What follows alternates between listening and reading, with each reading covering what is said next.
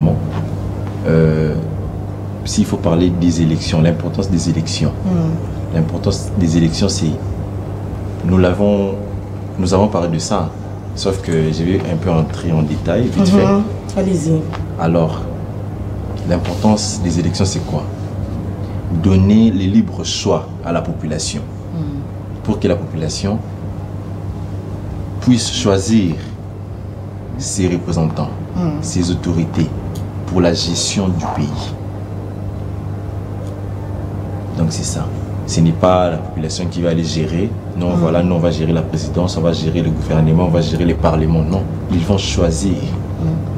Ils vont voter et ces gens qui sont votés seront élus en retour pour représenter la population. Et je vois déjà que la plupart des députés ne connaissent même pas leur rôle.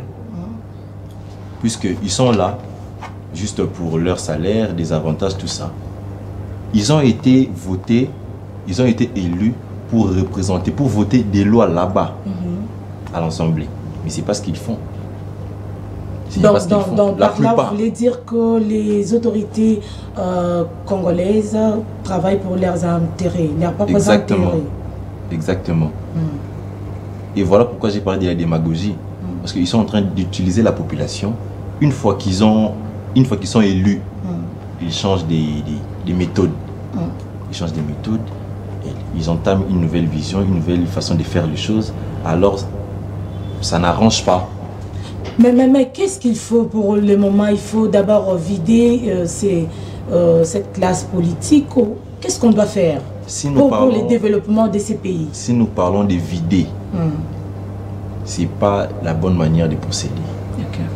Tout ce qu'on peut faire, c'est conscientiser les jeunes. Une fois que la jeunesse est très forte, la jeunesse vient imposer sa façon de faire les choses. Tous ces gens-là partiront. Parce que tout le monde ne restera pas éternel.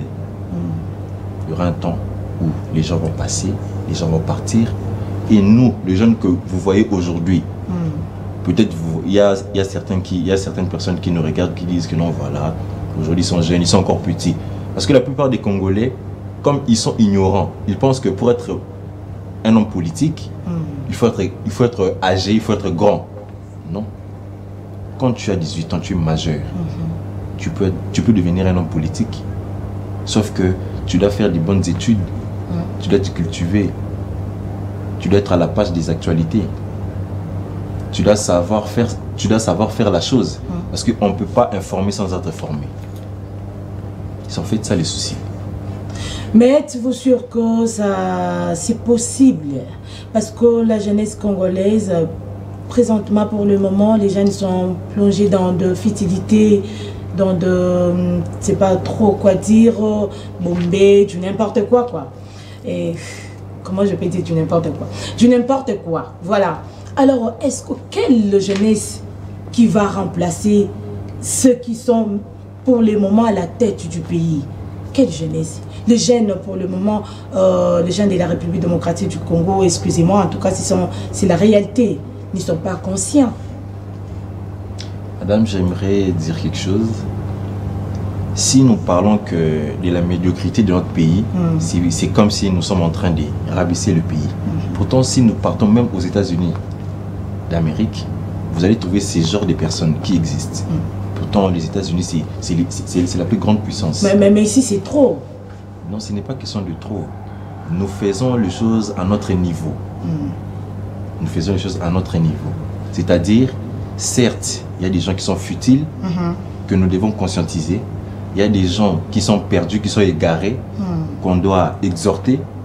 Alors, c'est à nous qui ont pris conscience de la chose, de tirer les autres, d'aller chercher les autres, de nous battre pour que les gens changent la façon de voir les choses, changent leur vision. Et tout ça, c'est par rapport à la vision du chef de l'État. Parce que nous ne pouvons pas faire les choses de notre propre gré, nous venons nous rassembler les gens, nous faisons n'importe quoi, non. C'est par rapport à la vision du chef de l'État. Comme nous sommes citoyens, nous sommes patriotes, alors nous devons faire les choses comme le premier citoyen de la République est en train nous orienter. Mais pour tirer les autres, il faut avoir beaucoup de partis politiques. Il y a la prolifération.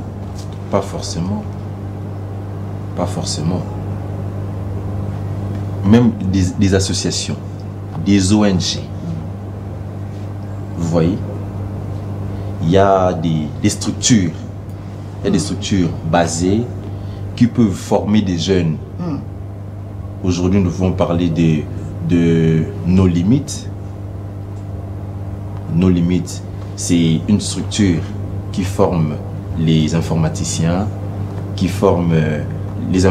pour créer des applications, faire des logos, imprimer, ainsi de suite. Qui est représenté, qui est représenté par un jeune aussi, un certain monsieur Loris Mayola. C'est comme ça. Donc déjà, l'effet d'avoir cette initiative, ça peut aider les gens. Venez suivre la formation. Une fois que vous maîtrisez le Word et l'Excel, vous spécialisez sur la chose. Donc aujourd'hui, vous êtes en train de galérer parce que vous n'avez rien, vous n'avez pas les soucis. Mais demain, peut-être après cette formation, il faut avoir un marché à gauche, à droite, ça va vous permettre d'avoir un petit rien et rester toujours dans cette idéologie-là. Parce que tout est centralisé par l'idéologie. Très bien, merci beaucoup. Alors, monsieur Diomaye, nous sommes déjà pendant cette période électorale. Nous partons aux élections. Alors,